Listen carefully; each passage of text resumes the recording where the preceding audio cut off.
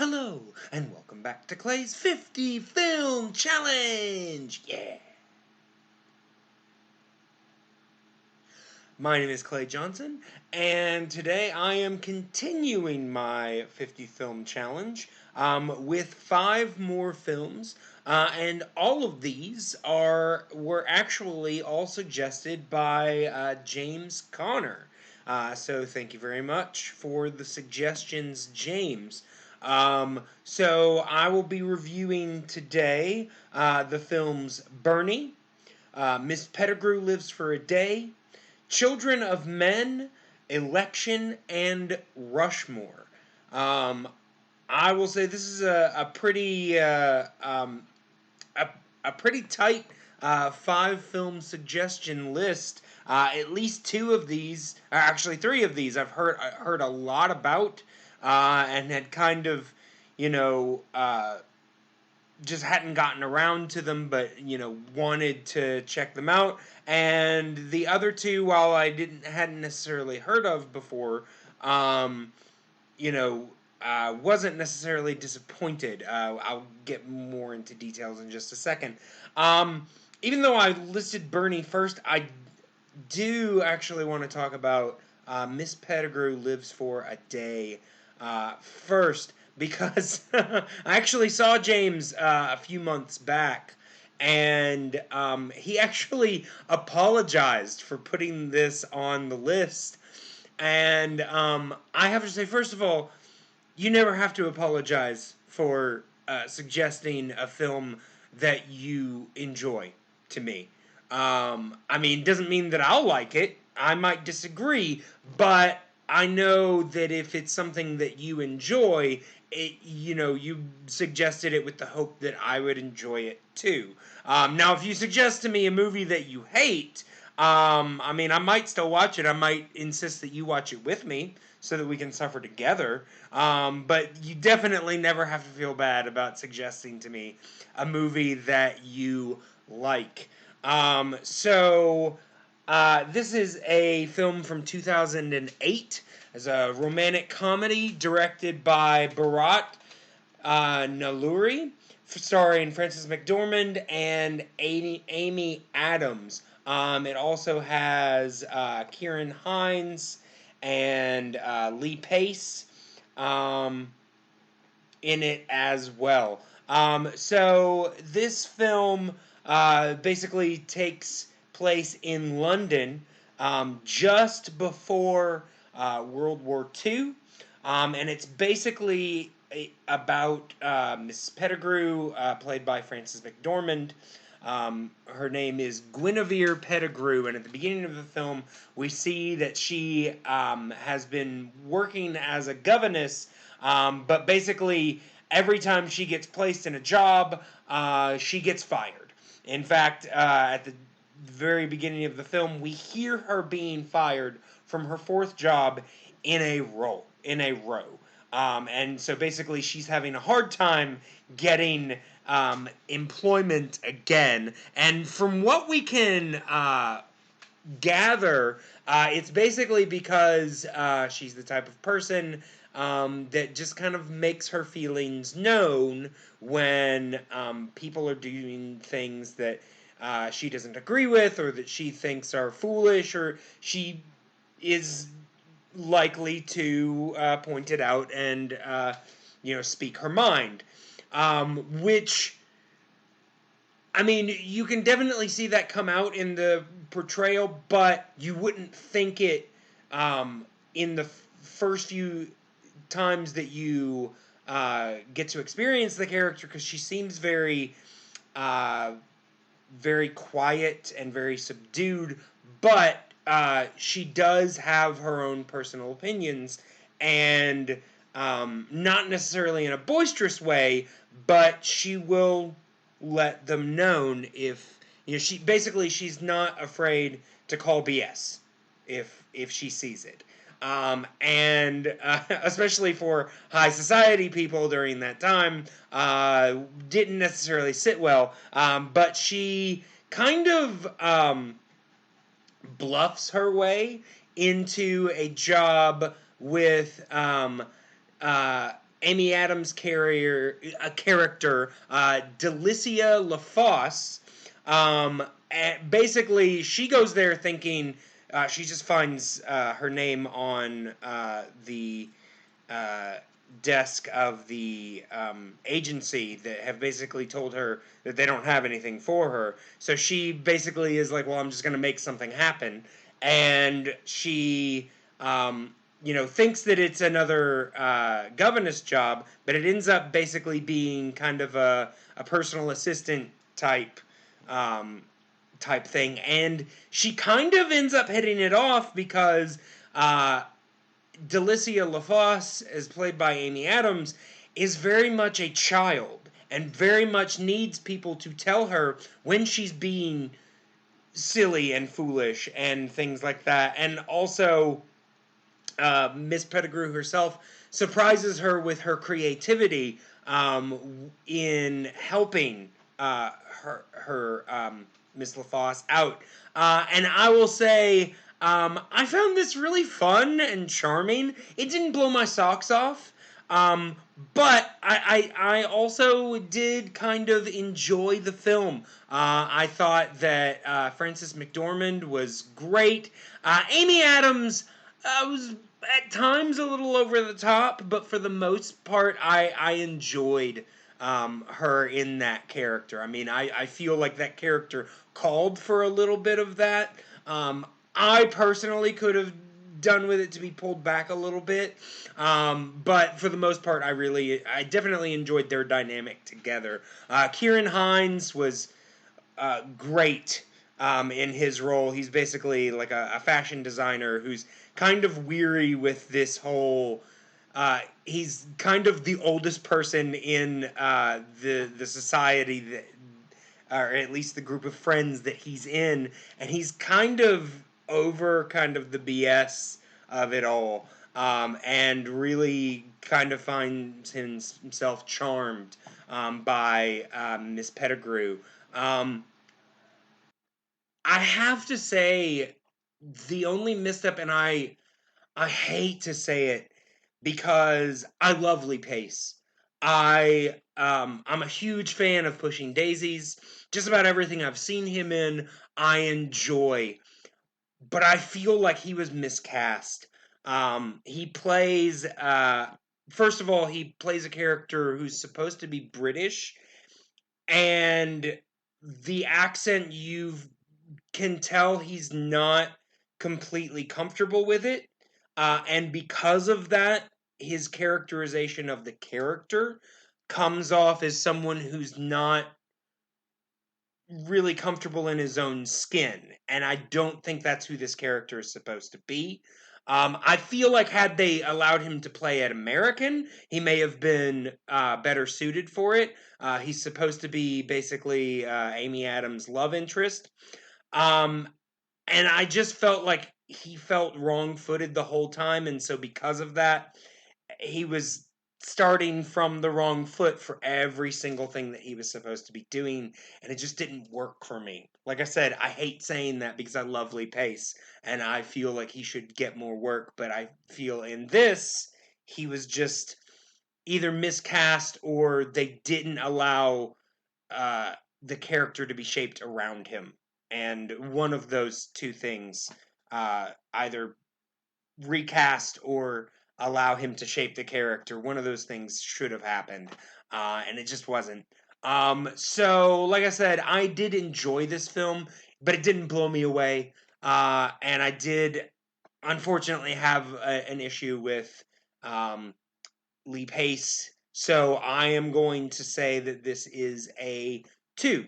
I would definitely say check it out. It's worth watching, but it's not a strong recommend. I did enjoy it.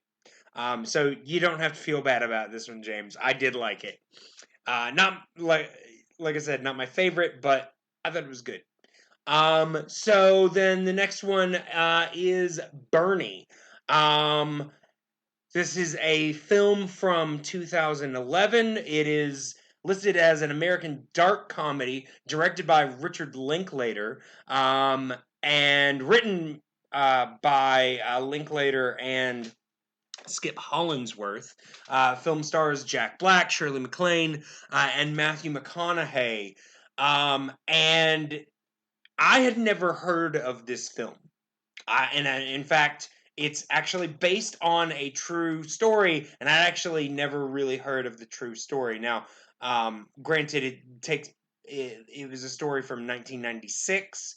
Let's see, I would have been uh, 13 or 14 at that time. I didn't really watch the news, so you know, probably why it skipped me. Also, it was from Texas. I'm not from Texas. I didn't care. But it is based on the true life story of a man named Bernie Tita, who was kind of a well respected person in his town of Carthage, Texas, and kind of befriended this older woman, play Marjorie Nugent, and then she disappeared, and he basically started doing things for the town in her name. She was very wealthy, and so he started spending her money uh, in ways to improve the town, but it came out later that she had been found dead, and that he was the most likely suspect. In fact, he confessed to the murder. But just as in the film, uh, true to life, he was so well liked and thought so well of in the town that nobody believed he had done it, even though he confessed. So they ended up having to move the trial so that he could get a fair trial, which was kind of unprecedented at the time. Usually, if you had to move the trial, it's because everyone thought he did it and he wouldn't get a fair shake. But in this case, they had to do it because nobody thought he did it. And he did end up being convicted. This was such a weird film. Like I said, it was based on a true story. I'd never heard of the true story. And what I found really interesting, if you've never seen a lot of Linklater's films, I believe he was also the director of Boyhood, and he, you know, does a lot. He's very interested in kind of presenting as close as he can to real life. He really kind of wants to capture real life in film form, and uh, the first thing that really struck me, because this kind of goes back and forth. Um, at the beginning, it's a lot of mix with talking heads of people in the town talking about Bernie, and then kind of the dramatization with Jack Black, who plays Bernie in the film, um, kind of going back and forth between those two things. And it just really struck me, like, the authenticity of the town members. And I just remember thinking, these people have to be real. There's no way, they're just too authentic. And then I looked it up, and come to find out, the townspeople, a lot of them were actually playing themselves. Which, like I said, really did kind of lend an authenticity. Now, not every single person that does a talking head was an actual person from the town, but you can kind of pick out the ones that feel like actors, and the ones that they're just too real to be fake, to be acting. In fact, um, their authenticity was so, like, I enjoyed it so much, that to the point where some of the actual actors, particular, at least for me, Matthew McConaughey as the DA for the case, uh, came off like they kind of stuck out. I mean, I do feel like Jack Black did a great job, and Shirley MacLaine as as the the woman, is so kind of delightfully horrible. It's just like that. Those two work so well to me, but they are also not doing talking heads. Matthew McConaughey is mostly doing talking heads, and mixed in with these really authentic people, his portrayal seems kind of over the top. But he also isn't forefront in the film, so I could kind of forgive it. But it's just so fascinating to see, the mix between, the dramatization of what happens and the real life people actually recounting how they did and still do feel kind of about this man. And it was just really interesting, and um it was just so uh uh compelling to watch. And so I will say, um, and I mean, I read a lot of the reviews that agreed with this. Probably one of the best films I've seen Jack Black in. Usually you see him in mostly comedies. He's good at them, and he's done a couple of dramas here and there, and to varying successes. But this one mixes that kind of silliness with kind of a natural likability that he has, and it just really makes you like question like what's going on. It's a very interesting thing. One thing I do want to add about this film is that it kind of captured so many things about the trial and things leading up to it that it actually did cause the DA that tried this case originally to kind of look closer at the case and question whether the right decision was handed down. Um, but yeah, this one was fascinating to watch. And while there were a couple of things that like I said, stuck out a little bit, for the most part, I just found it fascinating. So I'm gonna give this one a 3. I think this one definitely needs to be seen, especially because it's only from 2011 and I've never heard of it before. Definitely deserves a watch. So then next was Children of Men. This is a film from 2006, a dystopian thriller film that was directed and co-written by Alfonso Cuarón, and it was actually based on a 1992 novel of the same name, and it basically takes place in a dystopian future. Um, and it stars Clive Owen. It also has Julianne Moore, Michael Caine, Chiwetel Ejiofor, and others. Um, and it basically, like I said, it takes place in a dystopian future, 2027, where basically the main thing that's been happening for 2 decades, 20 years, people have been unable to reproduce. And so, because of that, the idea is that, um, you know, while there's still quite a few people in the world, it's not like, we're down to like the last 20 people or anything. But because there's no means of, producing new people, this is it. And so, kind of the idea that it toys with is that um, with no children, there's no hope. There's no hope that, oh, things messed up here, but, there are future generations, so things will get better. If they don't fix it now, actually, well, it doesn't matter if they fix it now because this is it. And so basically, the world has just kind of crumbled and collapsed.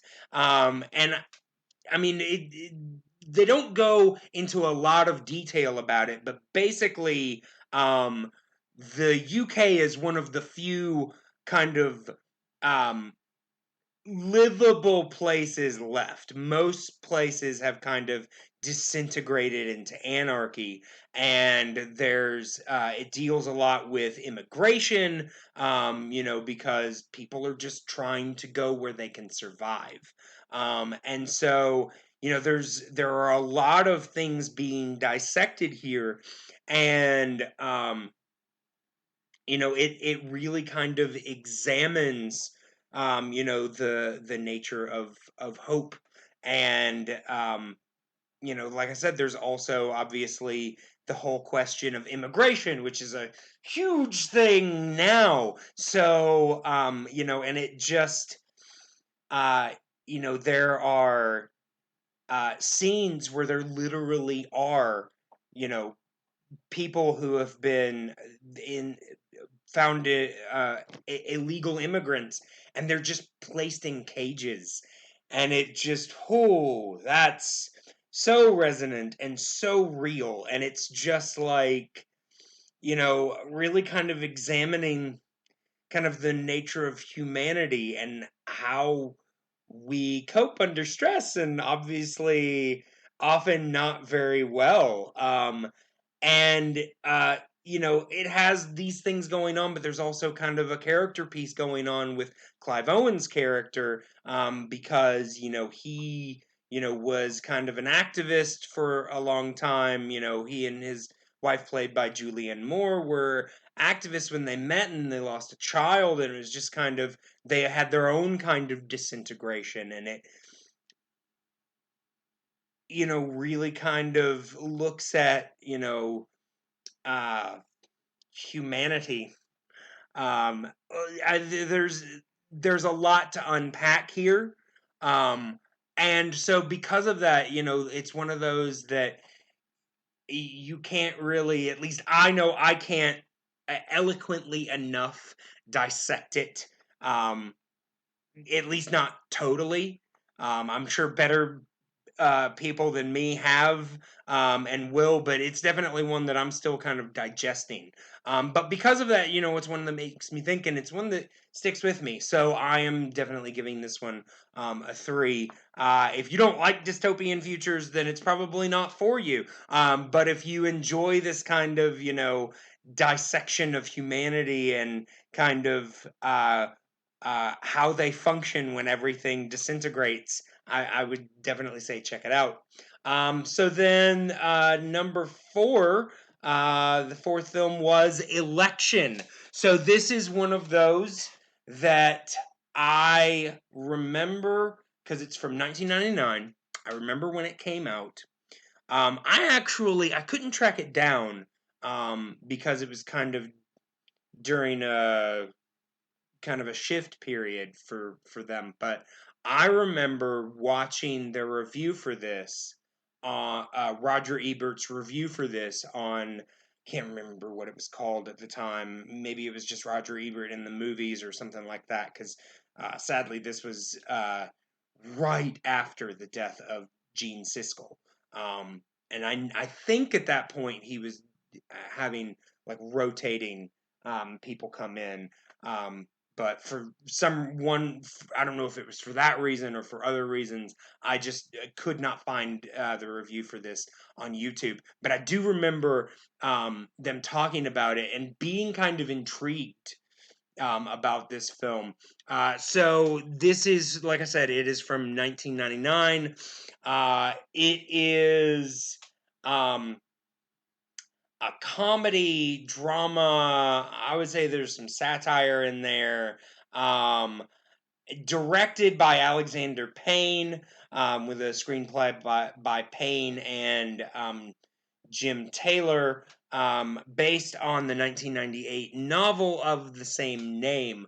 Um, 1998 to 1990, that's a quick turnaround. But basically, if you have not seen this film or don't know about it, it's basically the plot revolves around high school election, um, that is, it stars Matthew Broderick and Reese Witherspoon. Um, and Matthew Broderick plays Jim McAllister, who is kind of a he's kind of the golden boy teacher at the school. Is involved in all this kind of stuff, and he really kind of prides himself on how good of a teacher he is, and all this kind of stuff. And then Reese Witherspoon's character Tracy Flick is a very kind of uh, overly motivated um, person. She's got very high ambitions, and she's kind of like involved in everything at the school, and um, you know, just um, kind of the classic overachiever, and it kind of uh, the plot revolves around kind of the hostility that rises between the two of them um, during this election. There's a lot of other things going on. Uh, Matthew Broderick's character recruits um, kind of a popular uh, football player kid played by Chris Klein, um, basically to run against Tracy, and there's some drama with his sister, who is also kind of running in the election at kind of on like an anarchist platform, and there's also kind of a subplot of hit of Matthew Broderick's character um, kind of um, being dissatisfied with his life, and looking at the possibility of having an affair and all of this kind of stuff. But he's blaming all of the issues in his head and all of the issues that end up happening on um, Tracy Flick.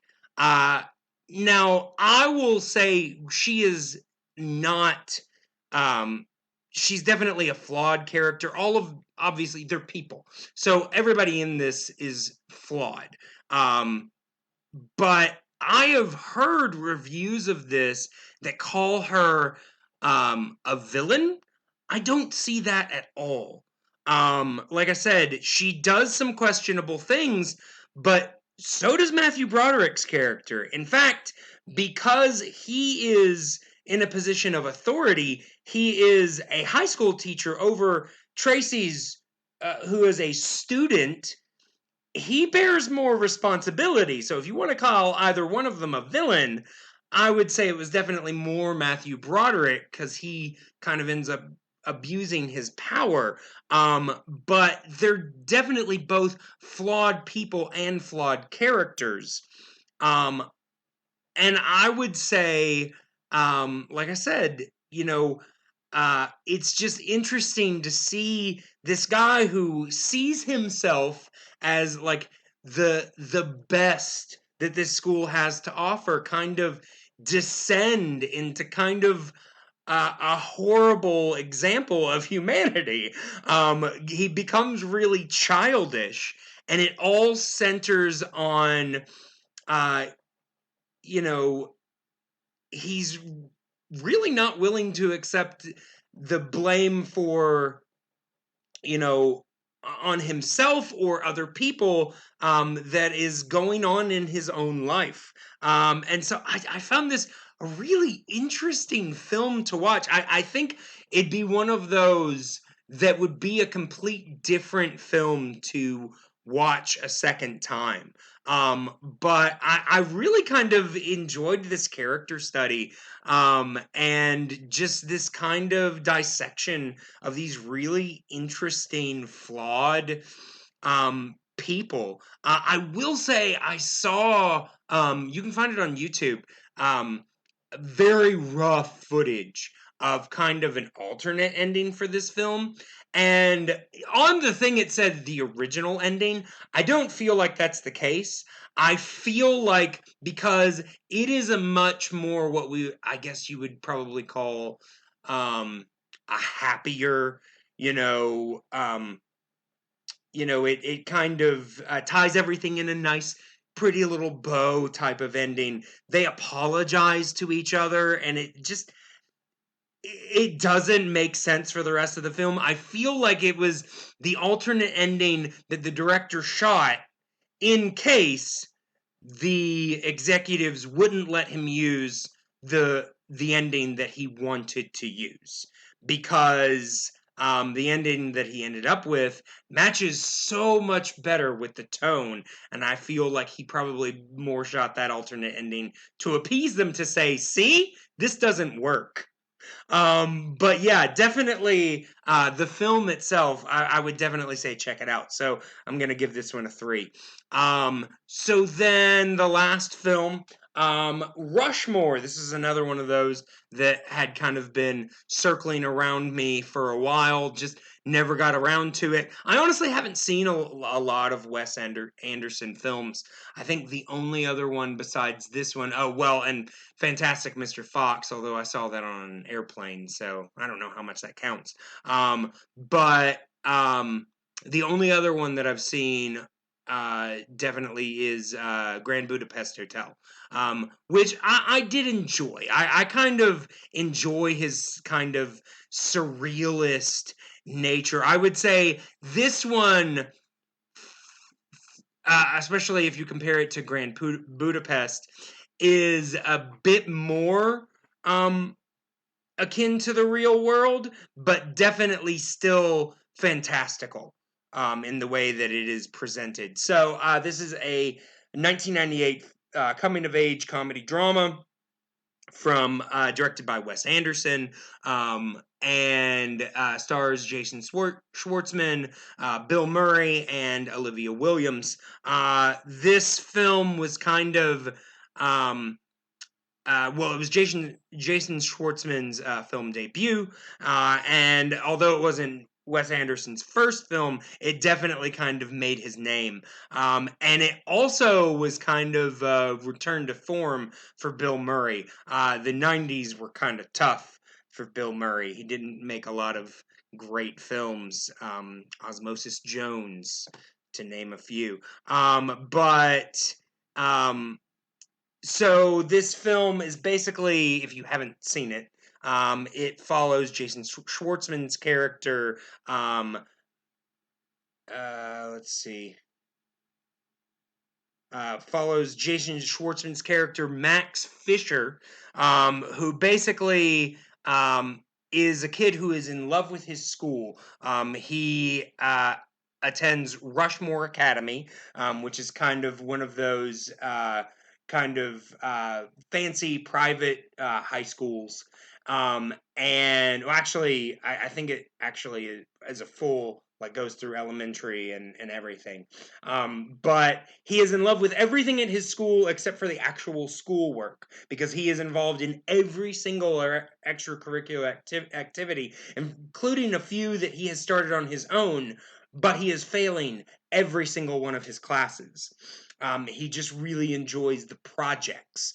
And he basically, the rough plot of this is that he kind of starts a friendship with Olivia Williams' character, Rosemary Cross.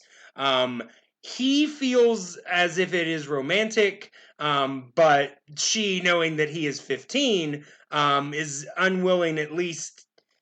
It's a little vague, but she at least never admits to him that she's ever interested. And